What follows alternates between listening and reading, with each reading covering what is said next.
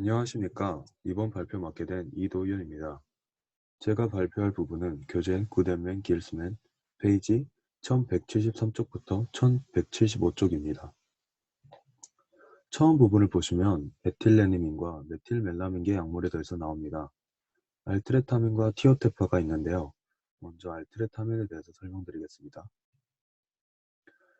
약물들을 소개시켜드리기 앞서 먼저 이민에 대해서 설명드리겠습니다. 이민이란 탄소, 질소가 이중 결합으로 이루어진 화학적 화합물입니다. 오른쪽 아래 그림을 보시면 탄소와 질소가 이중 결합을 이루고 있죠. 그리고 다른 정의로 암모니아의 수소 원자 두 개의 탄화수소로 치환된 화합물의 총칭입니다. 이게 HCn을 의미하는 건데 학문적으로 정의가 조금씩 달라서 둘 다 소개해봤습니다. 알트레타민은 구조적으로 트리에틸멜라민과 굉장히 유사합니다. 오른쪽 아래에 있는 게 알트레타민 구조인데요. 트리에틸멜라민은 알트레타민과 달리 4시, 8시, 그리고 12시 이렇게 3개의 질소 원자에 탄소 원자가 2개씩 붙어있는 구조를 보입니다. 알트레타민은 DNA와 프로틴을 알킬기 반응을 일으키는 기능이 있습니다. 알트레타민은 암이 재발한 난소암 환자의 일시적인 처방으로 많이 씁니다. 이때 시스플라틴과 조합을 하여 치료를 한다고 합니다. 알트레타민의 흡수는 GI 트랙을 통해서 이루어지고 간에서 아주 빠르게 탈메틸화가 이루어집니다. 알트레타민에 대해서 산물로는 펜타메틸멜라민, 테트라메틸멜라민이 존재합니다. 또한 알트레타민의 반감기는 4시간에서 10시간입니다. 저는 부작용을 커먼한 부작용과 희귀한 부작용을 나누어서 정리해 보았는데요.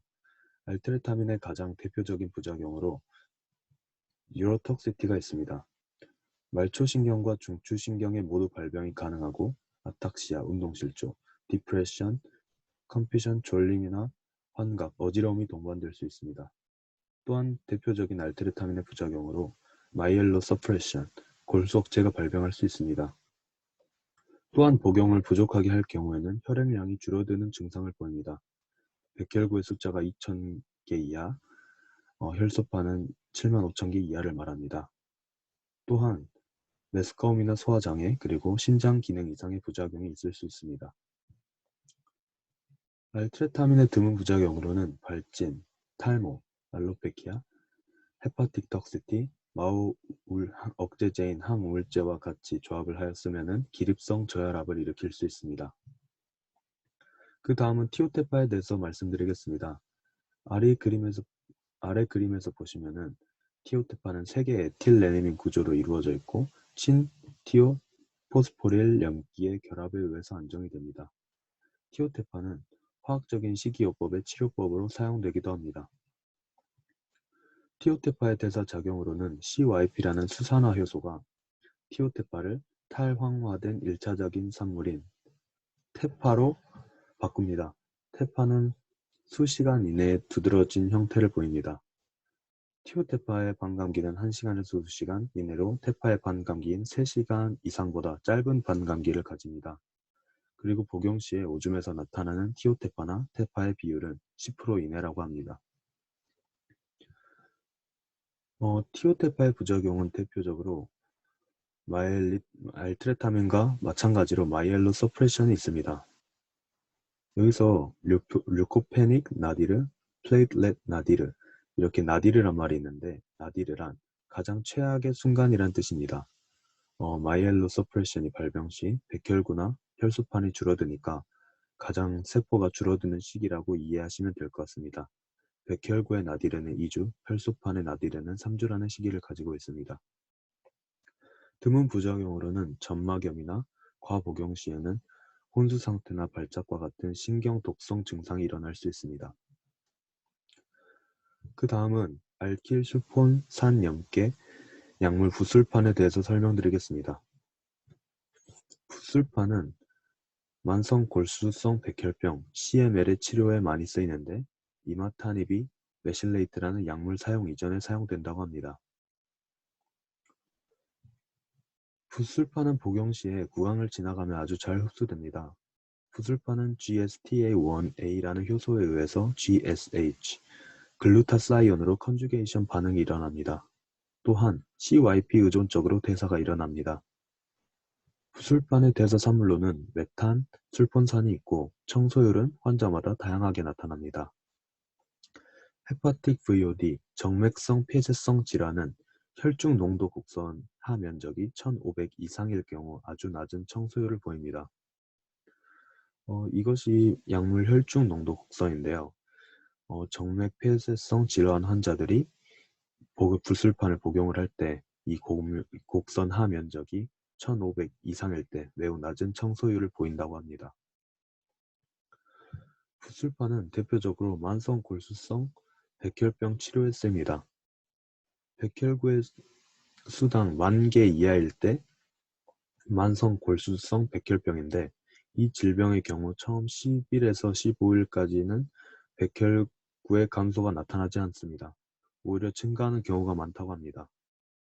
그리고 10에서 20주까지는 백혈구의 수가 보통 정상으로 유지되고 부술판의 복용을 멈출 경우에는 한 달 이내로 백혈구의 수가 감소하고 부술판의 복용은 백혈구의 수가 ml당 15,000개까지 감소할 때까지만 유지합니다. 그 이후에는 이마타니비 메실레이트를 복용을 하겠죠.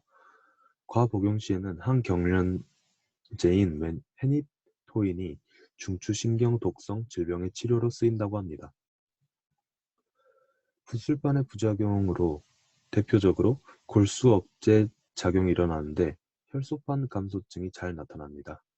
그 외에 메스꺼움, 구토, 설사 증상 또한 일어나고 오래 복용 시에는 무력감, 불임, 무월경, 태아기형이 발생할 수 있습니다. 드문 부작용으로는 무력감과 저혈압이 대표적이고 10% 이하의 환자에게는 정맥 폐쇄성 질환이 발병할 수 있습니다. 다음은 니트로소우레아 약물들에 대해서 설명드리겠습니다. 먼저 칼뮤스틴, 일명 BCNU는 DNA 6번 산소의 구안인 염기의 알킬화 기능이 있습니다. 이때 MGMT라는 효소를 필요로 하는데 이 효소의 프로모터에 메틸화가 일어날 경우 1차 글리오마의 발현을 방해합니다. 글리오마는 신경교세포에서 유래하는 종양으로 암이라고 생각하시면 될 것 같습니다. 이때 니트로소우레아라는 물질이 뇌 종양의 약제로 쓰이는데 이 물질에 대한 감수성과 밀접한 관련이 있습니다.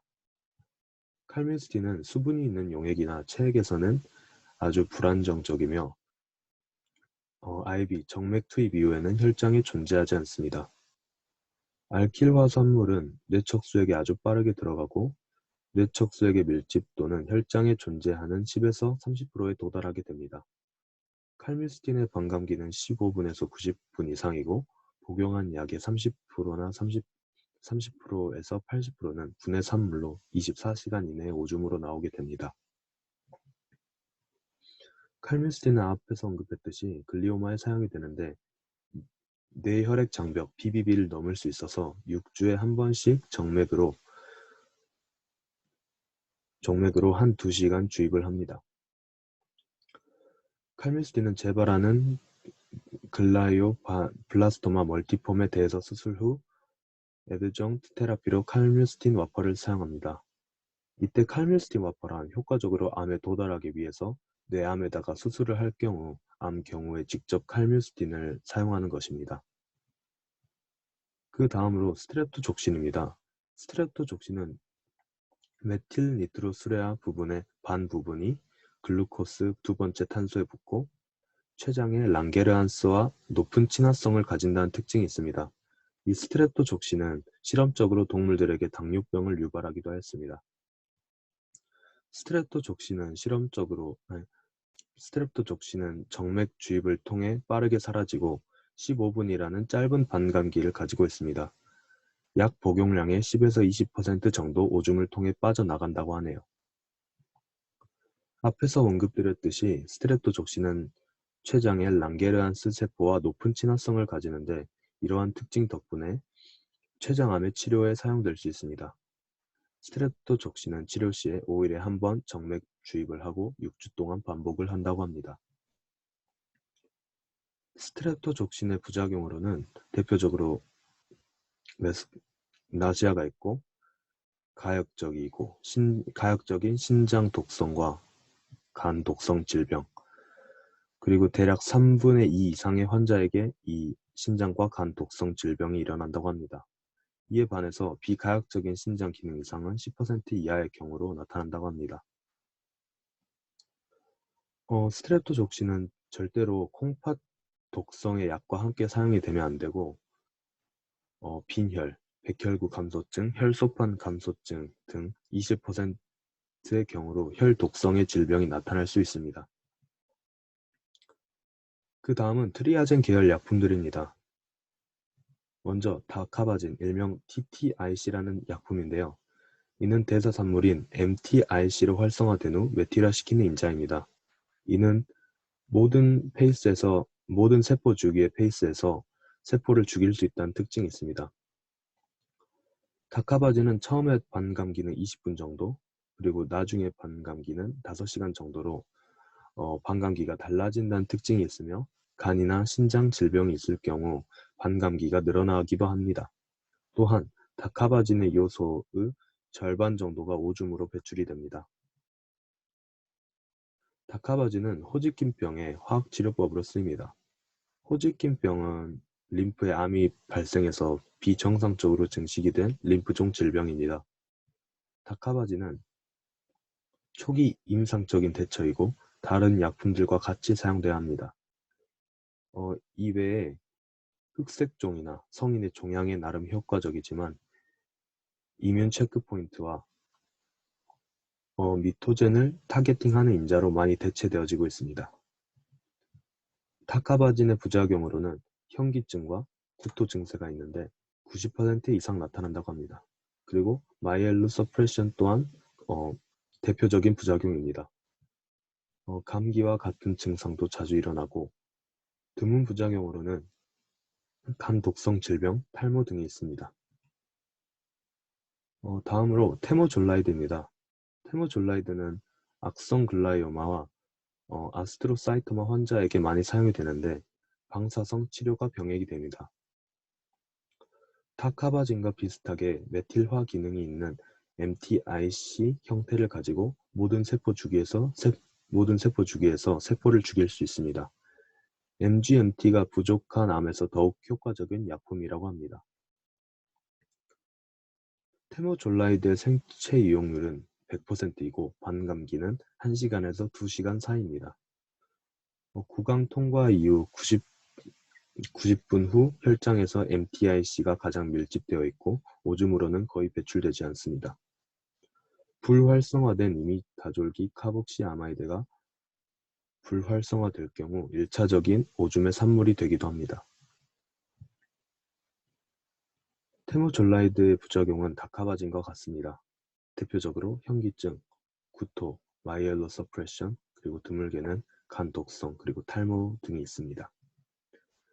마지막으로 메틸하이드라진계 약품인 프로카바진에 대해서 설명드리겠습니다. 프로카바진은 악성 뇌종양에 쓰이고 앞서 설명드린 다카바진과 테모졸라이드와 같이 호지킨 병의 치료제로도 쓰입니다.